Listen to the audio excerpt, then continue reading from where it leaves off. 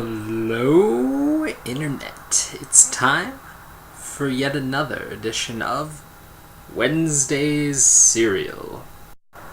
Now, first off, I started noticing a trend. I kind of wanted to address it between Thief of Thieves and now Gambit, which is here behind me, and Scam from a Comic Tribes press, which is a new press, and this is their first title out, and I really would highly recommend checking them out and get the comic because it's a new press. There's no guarantee for a trade unless you all go out and buy it, and even then, so totally worth it. I'm noticing a trend of, there's been zombies and kind of this whole mythological thing going on, but right now it seems like there's been a real trend for thieves and the idea of like a heist comic, which I know Mark Miller has just wrapped up one, and it seems to be something that's rising a bit in comics, which is awesome. I really feel it's a great medium for it because it allows you to have the action in the moments, but also let you pause in the moment to like focus on the details while things are going.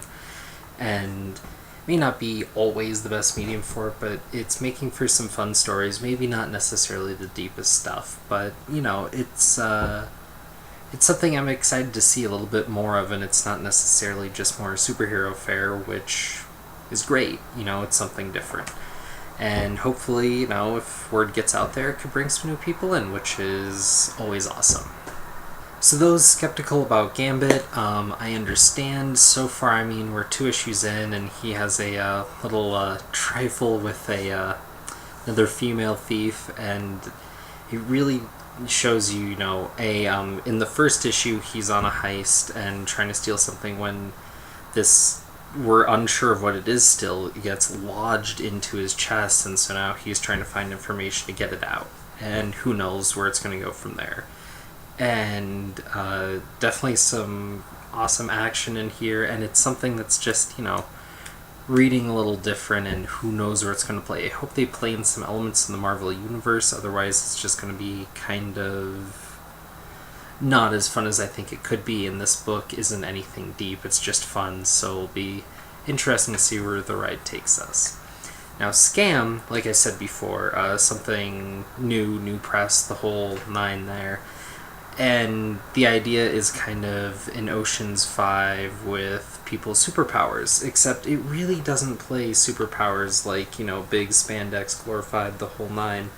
These are a lot of people trying to hold their cards and a touch more secretive, so the powers are played more subtly, and it's still a lot on the gear and the setup and the planning, and it's just interesting, a weird little take with that.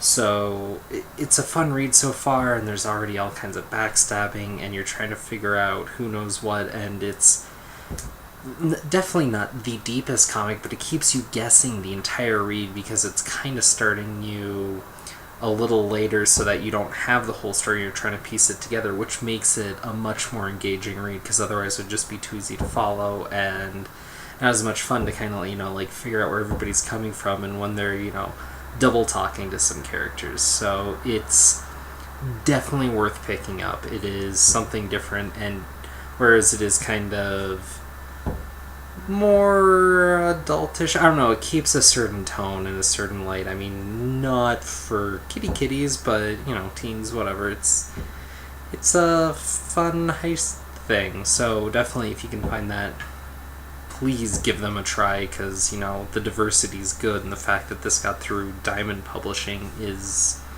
kind of crazy in this day and age. Now, the next thing is something that kind of, you're going to have to give me a minute to come around as to why I'm putting Angel and Faith up with Avengers vs. X-Men. And it all links back to, I was listening to iFanboy earlier today, and someone sent them a question, of which, of course, they had their answers, but he was saying that why is it that marriage is such a thing that can't be held up in comics? These characters are fighting aliens and clones and Nazis and can defeat all of them, but monogamy is something that defeats them every time. It was brilliantly phrased. I'm missing a huge part of it here, but it's a really big question. Why can't there be an engaging comic where there's married characters? And of course, there's a few exceptions. The Fantastic Four, Animal Man, and I'm sure there's others, but they're not springing to mind. But I was thinking about it, and the whole idea of going forward with relationships and kind of that natural progression is something that is shied away from in weird ways. And Spider-Man, a huge part of the reason why they did the whole One More Day reboot was that the character was aged too much. This 50-year-old character coming in on the age where most of us would think the age of grandpa more than, hip young 20-something. Yeah, I mean, naturally the progression goes there, and they had to unnaturally fight it, and it caused it just didn't sit right, and it still in some ways doesn't, but it is where it is now. But at the same time, if they wanted to unmarry the character and, drama needs to happen for stories, the idea of a divorce is something that probably has a lot of reason to be played with. And really, if you think about it, divorce is something that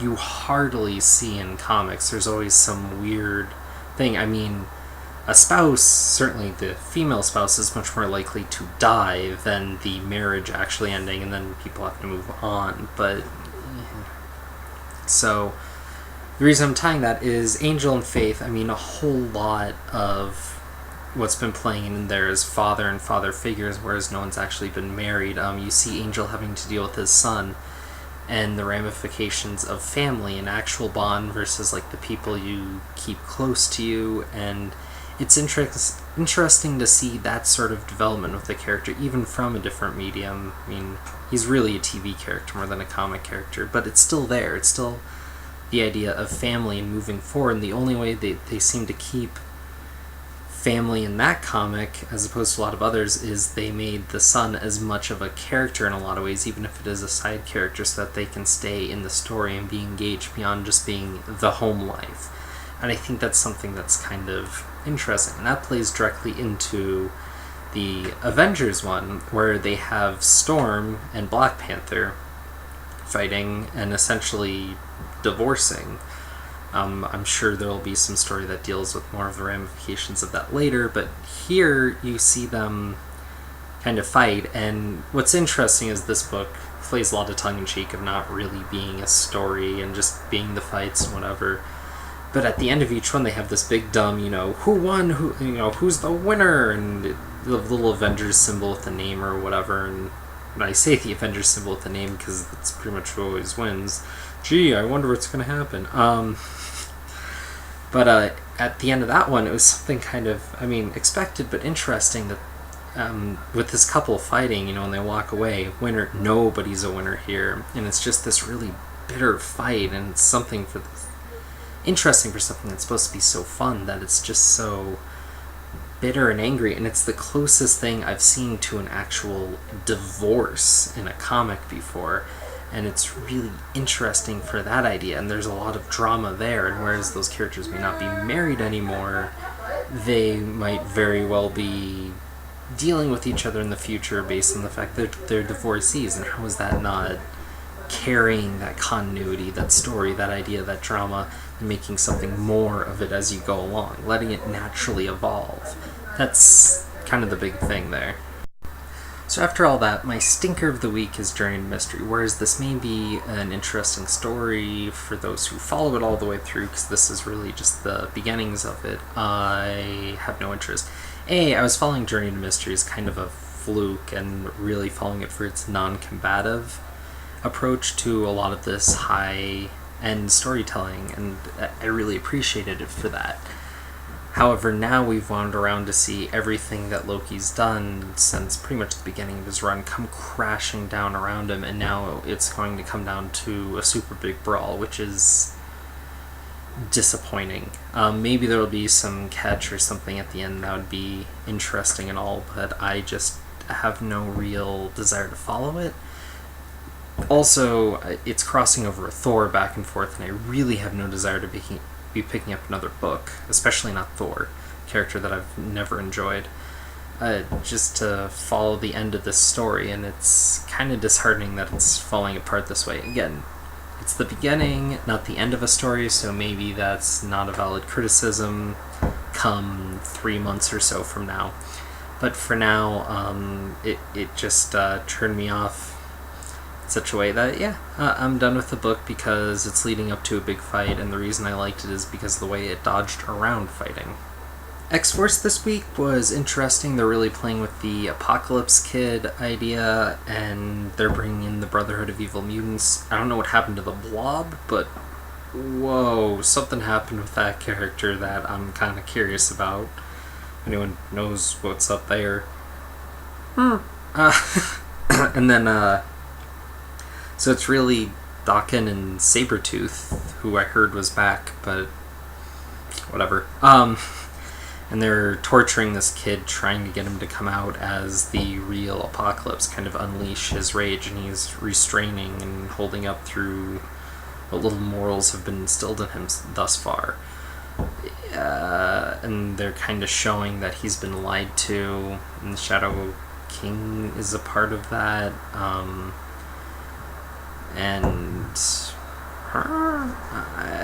It'll be interesting to see where this goes, but it also feels like I've missed so much of it because I'm not reading Wolverine the X-Men, and also so much because there's so much X lore that I guess you don't need to know, but feels like you're missing when you're reading this book, and it's the first time I've had that feeling in a long time, and it's kind of pulling me out from the story. The Flash Annual is here, and it's broken down into chapters, which is its way of skipping over a way of actually telling a story. So the narrative just jumps randomly, and it feels like they crammed what was supposed to be basically half a year's worth of continuity into one annual by just skipping around where they need to, and they take what was set up in the last issue, bring that around, and then make it a completely different conflict by the end. And it feels really like Francis Manapul kind of folded under pressure and was so busy with so many of the art chores on this book that the plotting kind of gave way. This book was, when it was going, it was fun, it was there, and I see how it all plays into the greater story, but the way that the chapters broke down and skipped around time and finally showed us why the Rogues have superpowers instead of crazy gimmicky toys was literally just that for about 5 pages for one of them, and then you get a little bit of understanding of some different characters from a few different pages, and it was it was probably after seeing the Rogues and all that, and it all being very interesting coming together and being like, yes, we're seeing the Rogues and all these pieces come together that's been built up from the past year, and then seeing this, it was just written in such a way that felt like this book's losing its momentum. Maybe it was the pressure of needing to have an annual, and it was some weird editorial kind of goof up. I'm completely unsure to that because I'm certainly not behind the scenes, but this book has earned at least a chance to continue on with me, but this is definitely a misstep. Batman Beyond is about the best $4 you can be spending with DC right now. Whereas, you guys know I'm not big on the $3.99 titles. This is like getting this is an anthology book, so you're getting comic for your money. And in this one, they explain Aquagirl in a way that actually makes me interested in the character, and that's incredible because I don't care about aquatic-based characters ever. Like most people. And it was an interesting story that weaves in dark side and parental discretion, and it's a trippy read, and the art on it is just so reminiscent of the Timmyverse at that time that is just incredible and played on a few nostalgic chords for me. And then you move into this Batman story, which is finally bringing up the Joker's story that I always wanted to see in the show, and adding twists and turns in that, and has some incredible character design, and is one of the coolest things I've seen in this comic, especially on the Batman end of it. And it didn't even really have Terry in it at all. And then you get the Superman story in the back, and playing with the idea of Lex Luthor in such a bizarre way, and I'm pretty sure is the best Superman story being told right now. It just really played on that dichotomy of Lex Luthor and Superman, and like where their strengths and weaknesses are, and also pulls in Batman to have that interesting fire. And in a weird way, it's playing with the Dark Knight Strikes Again, the Frank Miller version, where you have Bruce old and gray in this hulked out suit, and like what he's doing with the technology, and how he still has this incredible mind, and it just takes you through a loop on that. And it's so many great little bits of stories.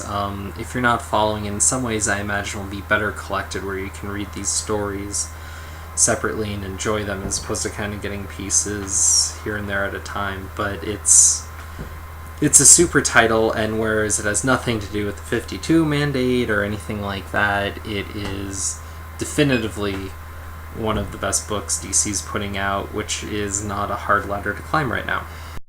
And then, to nobody's surprise, my favorite comic this week was, of course, the Ninja Turtles micro-series April comic. And what's so great about the way they've been doing these is, whereas you basically do need to be reading these micro-series to be following the Ninja Turtles proper book, so it's really like twice a month book, it builds so much of the universe and allows you to take time with every character and kind of let them carve out a place for themselves within the greater world in all, and is just such a great way to, expand your side characters and allow things to have a bit more gravitas. And in this issue, more so than some of the others, you see so many elements of things that have been hinted at in the main comics starting to come together.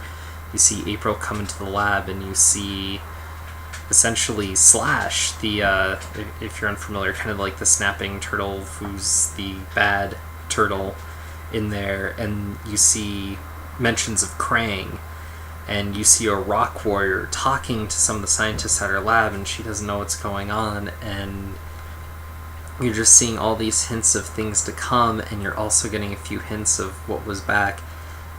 And what's really, really interesting about this comic actually is April, throughout the Turtles mythos, probably has had the most diverse range of any character. In the original comics, much like in the movie actually, she owned the antique shop, sure, but she also was just kind of supposed to be the every woman in some ways, but was handy and whatnot, but and was kind of a love interest for Casey. Well, yeah, in the movie they played it up the Hollywood way, which always felt meh, especially in a kids movie. But then in the comics they play with that in a whole different way. And then you move on to, say, the cartoon, the 80s cartoon, where she's the yellow jumpsuit reporter type, female hostage, and that's about all she ever was. And then you move to the 2003 cartoon, where she's kind of the every woman, but then gets trained to be a ninja and part of the group there. And in this comic, she actually is in a bit more of a maternal role, in a weird sci-fi way, where she named the turtles and is very much a scientist, and she thinks like a scientist, and is much more akin to Donatello in that way, which is kind of cool to see, because you kind of see some character pairings where Leonardo's a little closer to Splinter than the rest, and you have Raph in this story, who is very close to Casey in some ways, views him closer than his brothers at times, and now you have Donatello and April thinking alike and working together and just naturally able to communicate on that kind of analytical level. And it'll be interesting to see kind of where they take Mikey, because that might be introducing new elements instead of kind of rehashing some of the old and making a new. And this issue again just reaffirms my feeling that this is like the ultimate Ninja Turtle retelling. Like, they're taking all the elements that's kind of been cobbled together for years and making this one interconnected, amazing story with it. And the only sad part is, unlike the Ultimate Spider-Man, they don't have just like one superstar artist on art forever. And the micro series has been having amazing art pretty much every issue, and it's kind of sad to see right now that the main series, whereas Andy Kuhn's a great artist, not necessarily right for this book, or needs to learn something new to make it right. So yeah, Ninja Turtles rambling, and there you go. That is it for the books of this August 29th. I hope you enjoy. If you have any requests or anything, please let me know. And also, please, if you're looking for more comic-y, rambly goodness, I did a whole thing on Daniel Way's run of Deadpool. So go check that out. And hopefully I'll hit you soon with another comic review.